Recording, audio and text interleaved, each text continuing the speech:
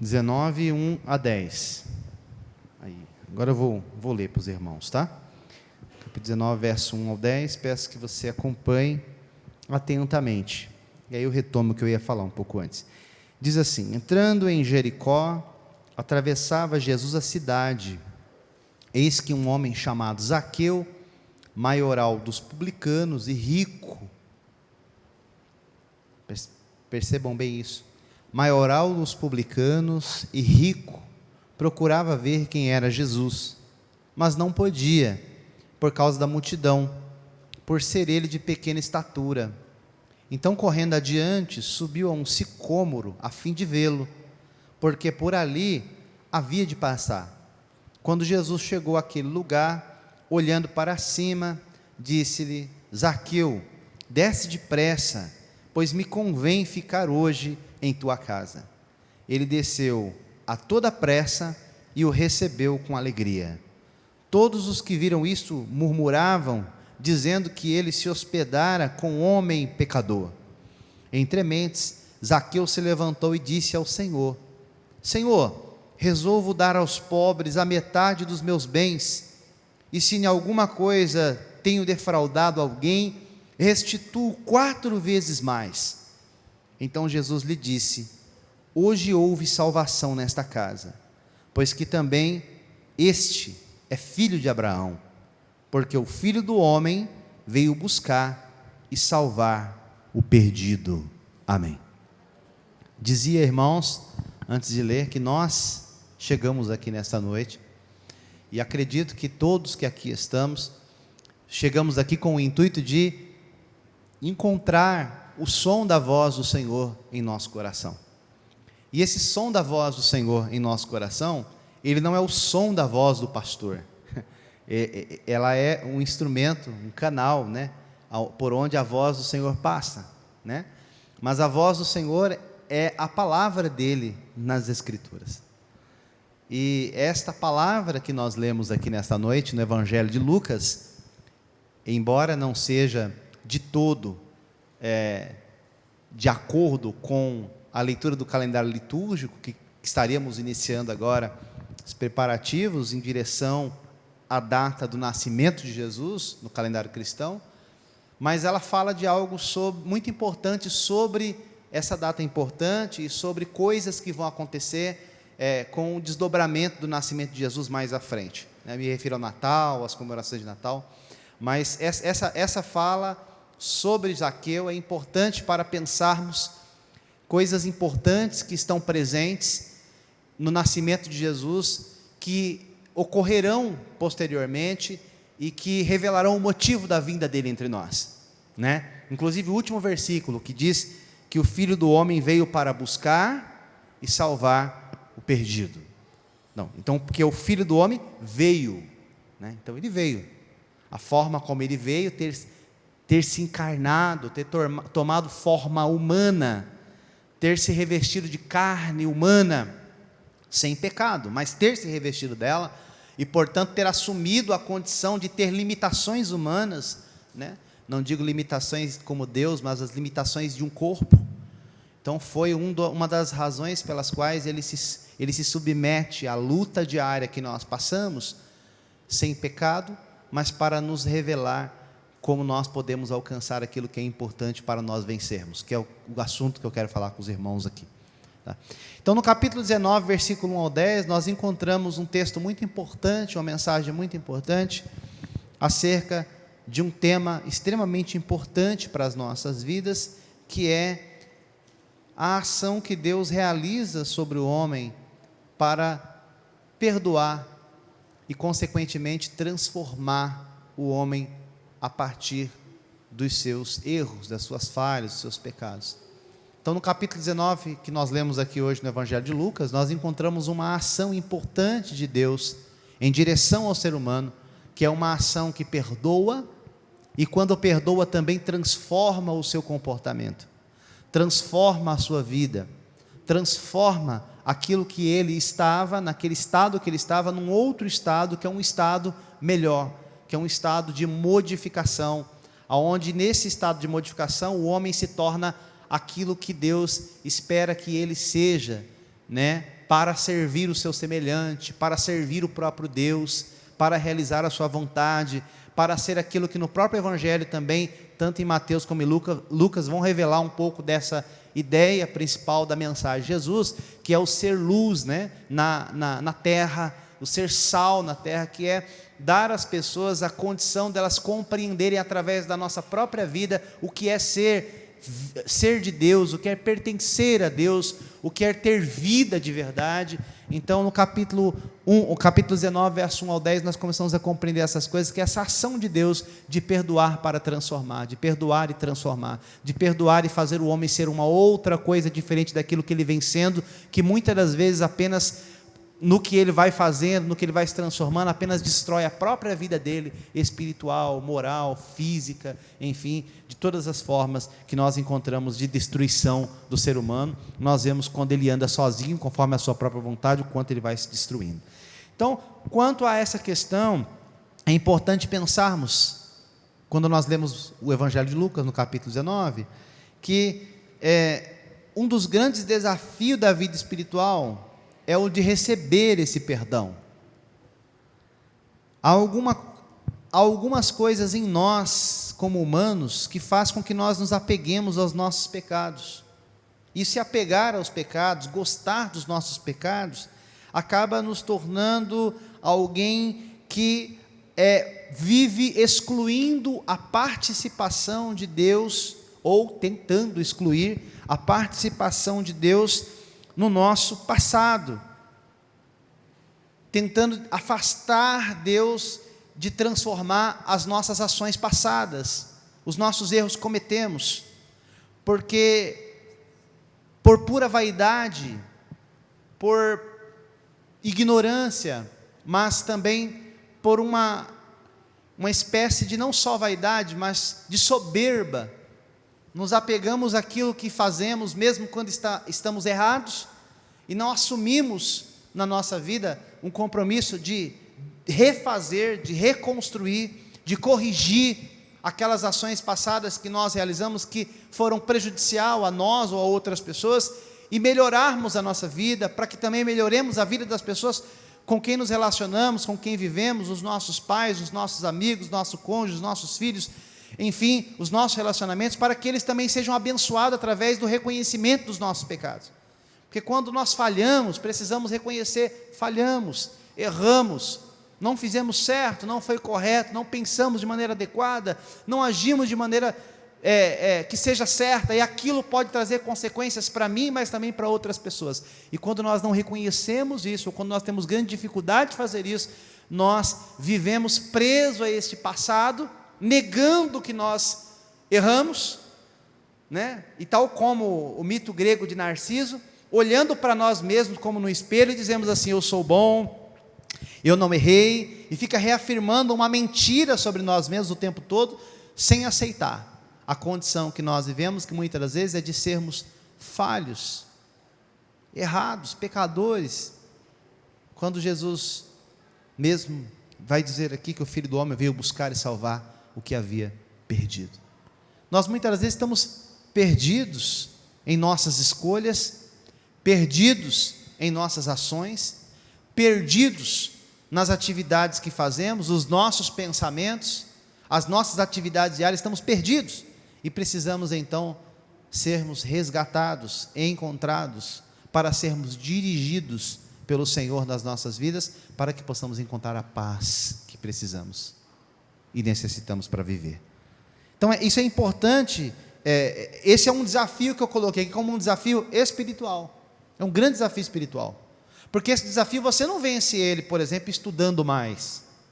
Estudar é importante, mas não é estudando mais que você vence essa luta, não é só assim, eu vou então fazer um cursinho assim, que aí eu vou vencer isso de mim. Não, você pode até, e é importante, e é necessário, realizar terapia, análise, fazer qualquer coisa assim, ao médico, tratar de algum sintoma que você tenha de saúde, que está lhe ocasionando problema, mas não será esta a principal razão da sua melhora, mas de confrontar você mesmo, e reconhecer quando você se olhar no espelho, que você precisa de ajuda, que você precisa do seu irmão, e que você precisa principalmente do Senhor Jesus na sua vida.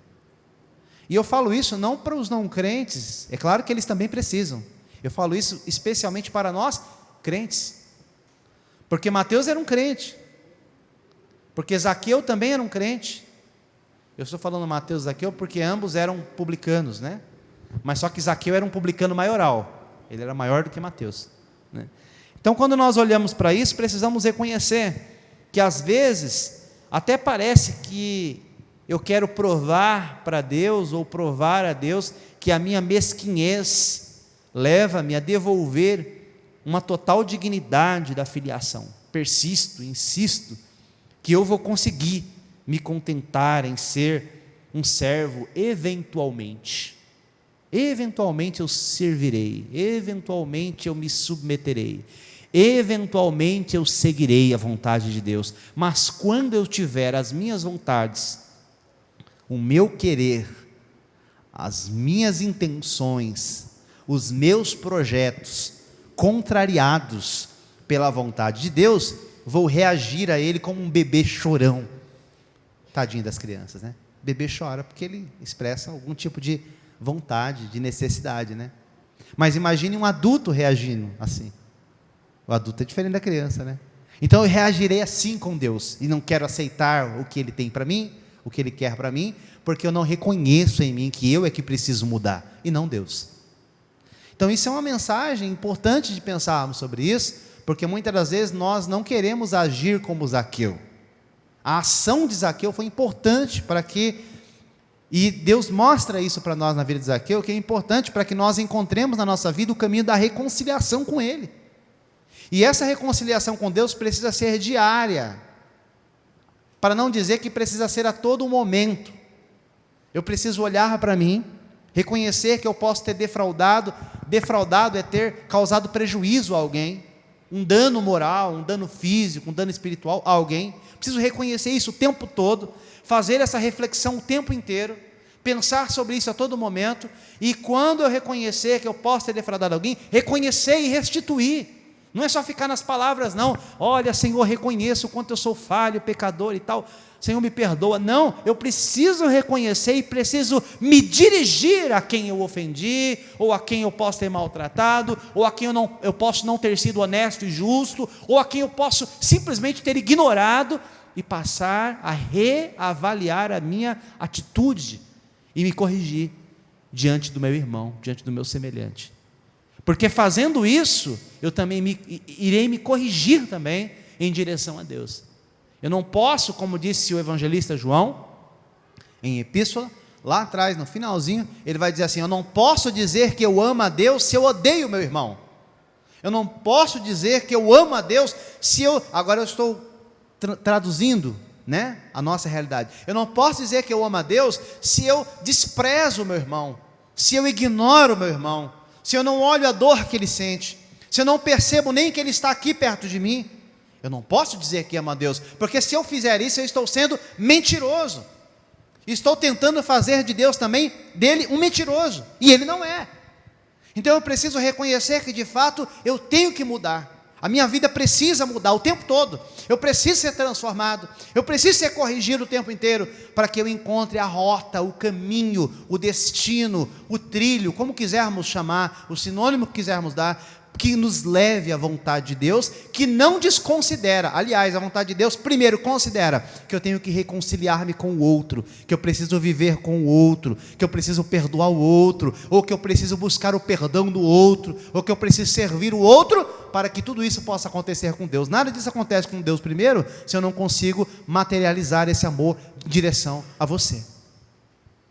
Então é importante olharmos para essa vida de Zaqueu e vermos que essa é um grande desafio espiritual que é colocado no texto, que nos permite pensar que nós não podemos ser servos eventualmente. Receber o perdão de Deus exige, e o perdão do próximo também, exige de cada um de nós uma absoluta aceitação para deixar que Deus seja Deus e faça toda a cura e restauração e reparos nas nossas vidas. Então, quando nós aceitamos o perdão, porque também tem uma via de mão dupla, né? Às vezes fala assim: Viu, minha irmã, você precisa, meu irmão, você precisa perdoar. Perdoa aí sua esposa, perdoa aí seu marido, perdoa o seu filho. Filho, perdoa a sua mãe, perdoa o seu pai, perdoa aquele irmão, aquela irmã, aquele vizinho, alguém que te ofendeu, né, te provocou, te irritou. Perdoa. Agora, isso daí é uma provocação interessante. Mas a outra provocação que temos que pensar também é o outro lado. Tem gente que é tão orgulhoso, ou que está tão orgulhoso, que ele não quer receber o perdão, ele quer a vingança. Então isso é um problema também. Isso é um problema. E eu vou comparar isso agora, que você tem no texto, mais 2 textos bíblicos que pensam esse assunto, que é o Evangelho de Lucas, ainda no capítulo 15, versículo 11 ao 32, porque eu quero falar dessas 2 coisas juntas, tá? Eu não vou separar tanto, assim, porque o sermão, normalmente a gente separa em 3 pontos, né? Mas falar dessas coisas juntas, perdão e transformação, porque elas acontecem conjuntamente. Quando ocorre perdão, automaticamente Deus já está transformando o nosso coração. Vai falar conjuntamente. Capítulo de número 15, versículo 11 ao 32, olha que interessante essa passagem aqui, que eu vou falar para os irmãos. Vou comparar com Zaqueu ela agora. Olha, 15, 11 ao 32, continuou: certo homem tinha 2 filhos. O mais moço deles disse ao pai: pai, dai-me a parte dos bens que me cabe. E ele lhes repartiu os haveres. Passados não muitos dias, o filho mais moço, ajuntando tudo que era seu, partiu para uma terra distante, e lá dissipou todos os seus bens, vivendo dissolutamente. Depois de ter consumido tudo, sobreveio àquele país uma grande fome, e ele começou a passar necessidade. Então ele foi, se agregou a um dos cidadãos daquela terra, e este o mandou para os seus campos a guardar os porcos. Ali desejava ele fartar-se das alfarrobas que os porcos comiam, o farelo, tá, irmão? O resto dos porcos, a comida do porco. Mas ninguém lhe dava nada. Então, caindo em si, disse: quantos trabalhadores, aqui foi ele imaginando, tá? Quantos trabalhadores de meu pai têm pão com fartura, e eu aqui morro de fome?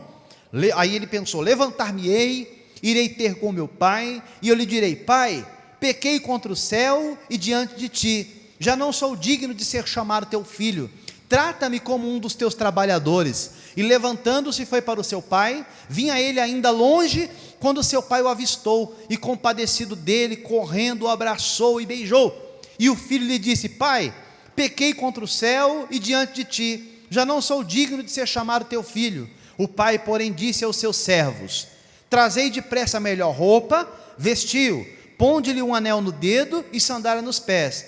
Trazei também e matai o novilho cevado, comamos e regozijemo-nos, porque este meu filho estava morto e reviveu. Olha aqui, irmãos, olha o perdão que vai fazer. Estava perdido e foi achado. E começaram a fazer festa, regozijar. Aí, olha agora como é difícil receber, também retribuir o perdão. Olha só: ora, o filho mais velho estivera no campo, e quando voltava, ao aproximar-se da casa, ouviu música e danças. Chamou um dos criados e perguntou-lhe: o que é aquilo? E ele informou: veio teu irmão, e teu pai mandou matar um novilho cevado, porque o recuperou com saúde. Ele se indignou e não queria entrar. Saindo, porém, o pai procurava conciliá-lo. Mas ele respondeu ao seu pai: há tantos anos que te sirvo, sem jamais transgredir uma ordem tua, e nunca me deste um cabrito sequer para alegrar-me com os meus amigos. Essa passagem lembra do fariseu. Senhor, na oração dele em Lucas capítulo 18, verso 9 a 14. Senhor, eu não sou como este publicano pecador. Lembra? Aqui, ó, a mesma atitude. Eu te sirvo sem jamais transgredir uma ordem tua, e nunca me deste um cabrito sequer para alegrar-me com os meus amigos. Vindo, porém, esse teu filho, que desperdiçou os teus bens com as meretrizes, tu mandaste matar para ele o novilho cevado. Então lhe respondeu o pai: meu filho, tu sempre estás comigo, tudo que é meu é teu. Entretanto, era preciso que nos regozijássemos e nos alegrássemos, porque esse teu irmão estava morto e reviveu, estava perdido e foi achado. Essa parábola de Jesus, ela termina sem um desfecho, ela é um suspense, né? Ela termina sem contar o que aconteceu entre os irmãos, mas é de propósito, porque a parábola quer mostrar para nós, ela quer nos provocar para pensar o que é ter uma vida amargurada, sem receber perdão ou sem dar o perdão. E aqui está o exemplo de 2 casos. um que sofreu, pagou um preço pela desobediência, errou na vida, cometeu muitos crimes, fez tudo que era errado, mas ele caiu em si, a cabeça dele ficou preocupada com o que ele fez, e ele falou: vou me levantar, vou voltar para casa, vou pedir perdão para meu pai, porque eu errei. Ele voltou, o pai perdoou, tanto que colocou roupas novas, deu banho, colocou anel, matou um novilho cevado para ele, colocou os servos em festa, fizeram uma festa, decretaram um feriado na fazenda, e foram festejar, cantar e dançar. Mas o irmão dele não conseguiu receber aquilo bem, porque não conseguia dar a ele o perdão que ele pediu. Então nós temos que pensar isso para a nossa vida, porque isso é um caso importante, para não nos assemelharmos ao caso do fariseu e do publicano, porque senão a nossa oração não passa de uma oração mecânica, sem vida espiritual em nós, aonde nós devemos para Deus assim: Senhor, Tu sabe que eu vou no culto todo domingo, o Senhor sabe que eu não perco a escola dominical, o Senhor sabe que eu leio a Bíblia 7 dias por semana, o Senhor sabe que eu oro e jejuo, o Senhor sabe, então o Senhor sabe que eu mereço, né? Não é bem assim, porque não é assim que funciona. Você não merece nada, nem eu mereço coisa nenhuma. Aquilo que Deus nos faz e nos dá é por pura graça, amor, misericórdia, compaixão, bondade dEle. E se nós não cuidarmos, nós podemos cair nesse mesmo pecado, nesse mesmo erro que cometeu o filho mais velho, que cometeu o fariseu orando contra o publicano. Ai, é cada coisa, né? A oração contrária, né? Às vezes ele orar pedindo a bênção para o irmão e faz uma oração: eu não sou como este daí, ou quer dizer assim, já coloca logo ele no inferno, porque ele é ruim mesmo, mas eu sou bom, Senhor, sou bom. Então temos que ter cuidado.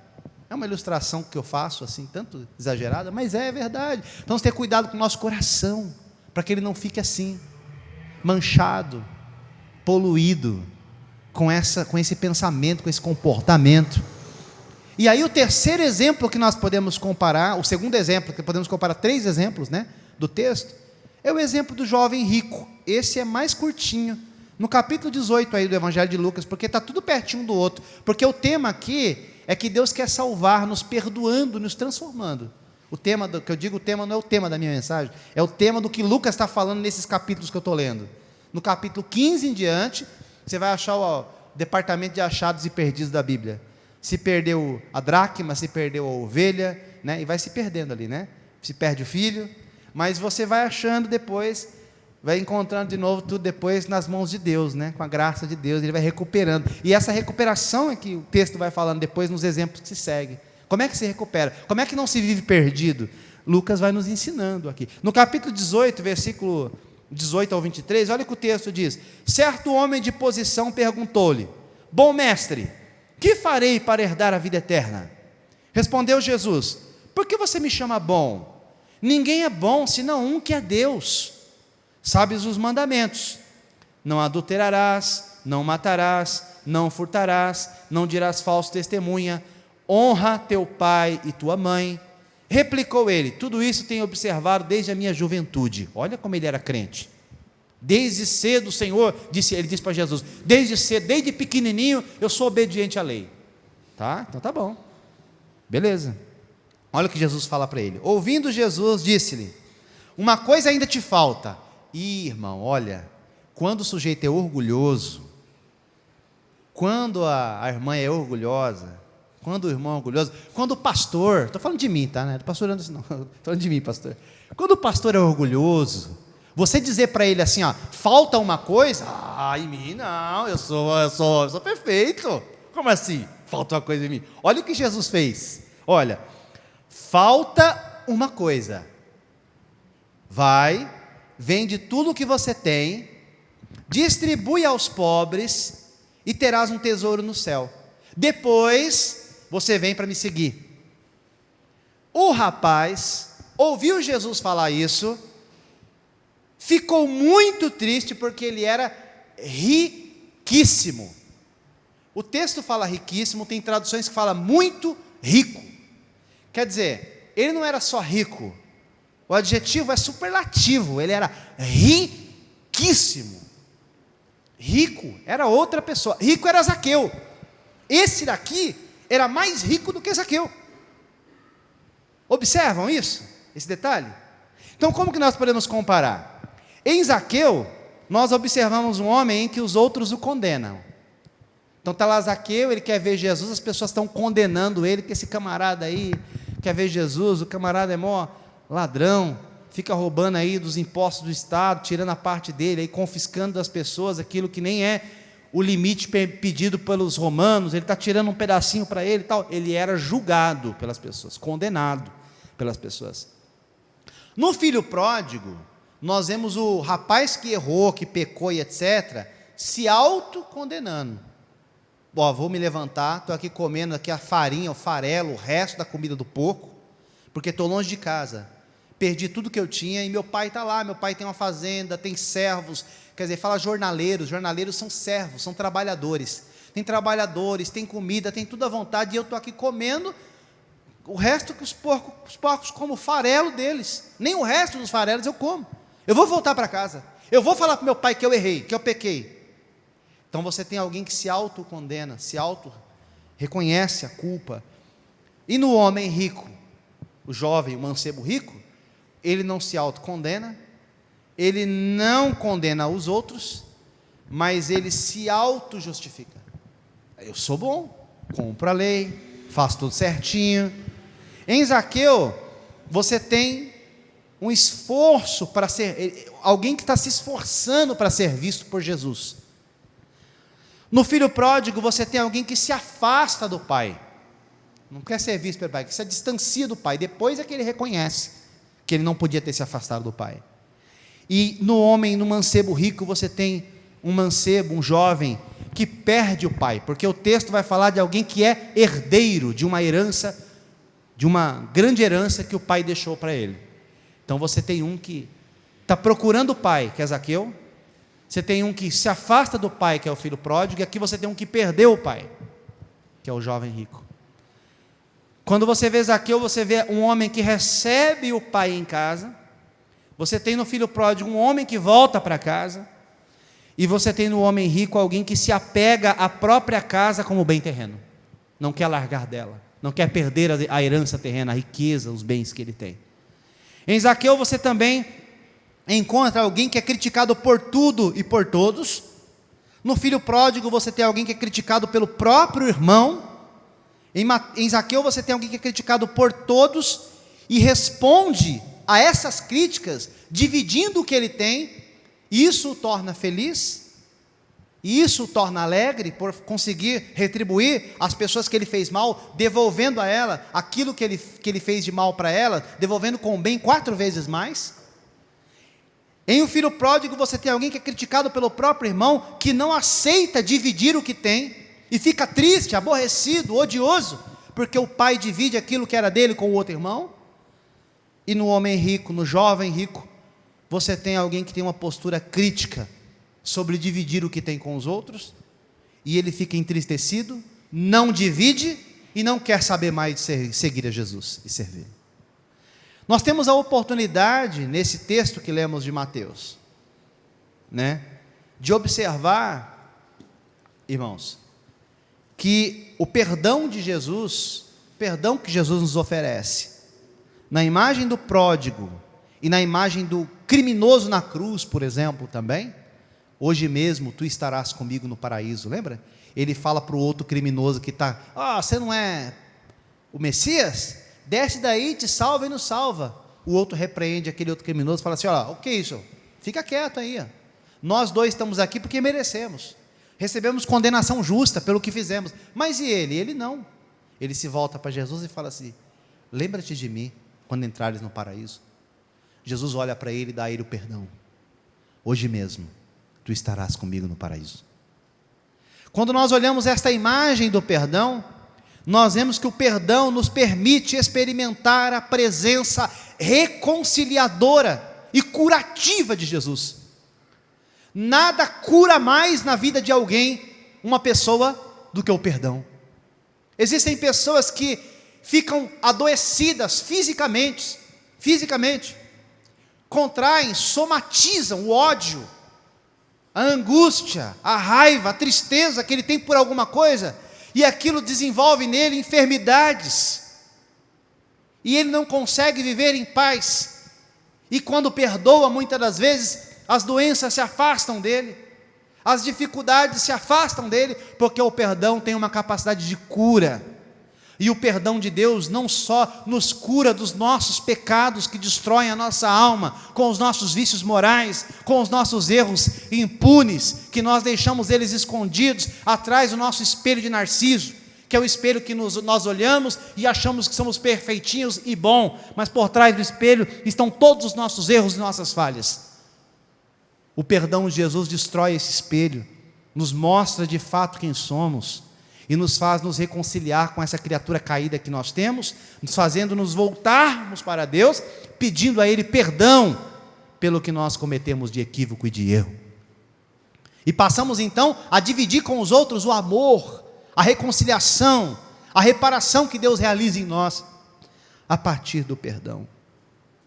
Essa transformação que acontece a partir do perdão, na imagem do pródigo, na imagem de Zaqueu, nos revela que a preocupação que nós temos, muitas das vezes a preocupação, o temor, o medo de sermos enxergados pelos outros como alguém que falhou, que errou e etc., nada mais é do que um ídolo, uma vaidade em nosso coração, uma vaidade que nos impede de nos aprofundarmos no nosso relacionamento com Deus.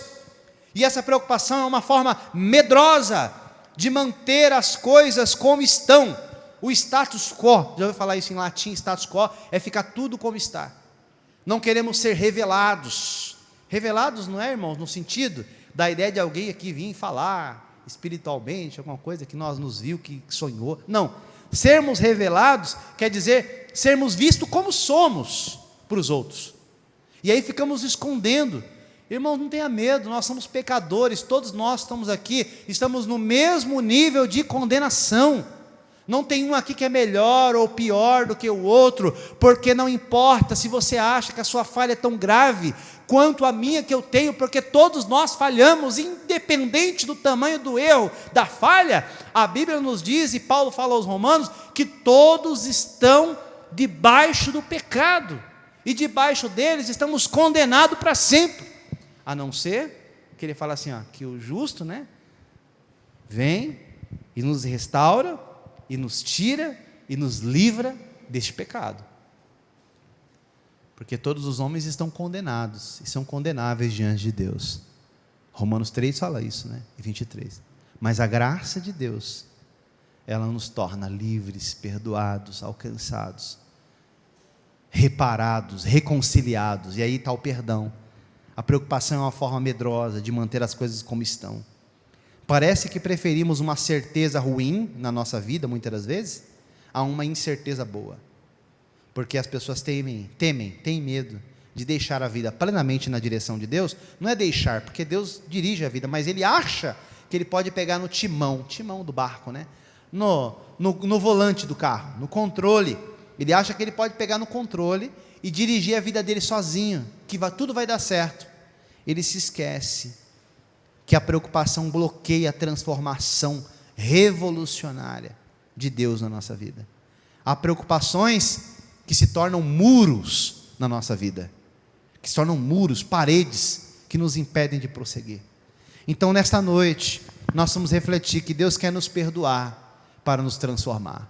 Não deixe que o temor, o medo, a crise que você enfrenta muitas das vezes se transforme em impedimento para você mesmo, para você se reconhecer como pecador, como necessitado da justiça de Deus. Porque, de fato, se nós somos pecadores, se nós erramos, a nossa justificação vem de Deus. Nossa justificação vem de Deus. O Senhor Jesus é o Deus que perdoa e transforma e salva o homem condenado. Fosse diante de um pobre, cego e excluído socialmente em Israel, como nos conta o texto anterior ao de Zaqueu, o homem que está gritando lá, Jesus, filho de Davi, tem misericórdia de mim. Antes de Zaqueu entrar em cena, tem esse homem gritando. Ele é um pobre, um cego, um excluído socialmente.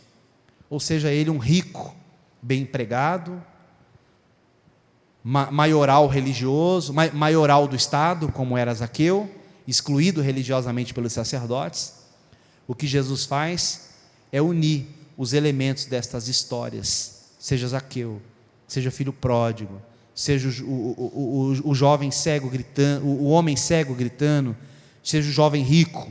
O que Jesus faz é unir os elementos dessas histórias a partir do movimento de fé daqueles que se revelam com fé, o que os impulsiona a um encontro de transformação.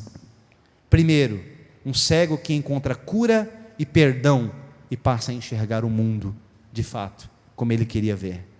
O rico que encontra empatia e perdão e divide a sua riqueza com aqueles que não possuem nada.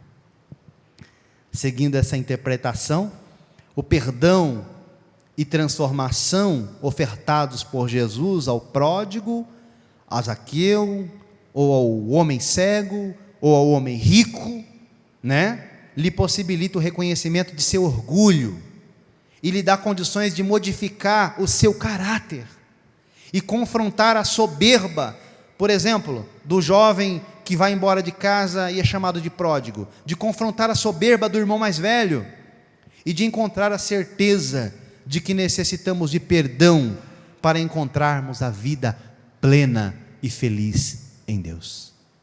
Amém, irmãos? Que Deus abençoe os irmãos, que possamos encontrar no Senhor e nesta mensagem de Zaqueu o perdão e a transformação das nossas vidas, em nome de Jesus.